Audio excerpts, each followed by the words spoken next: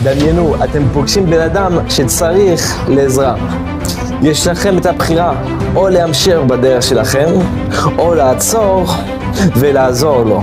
הרבי אומר, כאשר אנחנו פוגשים יהודי שצריך עזרה, אנחנו צריכים לשים הצידה כל ענייננו האישיים ולעזור לאותו בן אדם.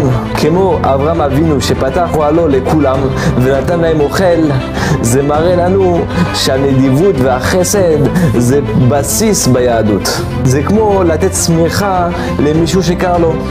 אפילו אם בשבילך זה אומר שיהיה לך פחות חם, אנחנו צריכים לעשות את כל התלוי בנו כדי לעזור לאחרים.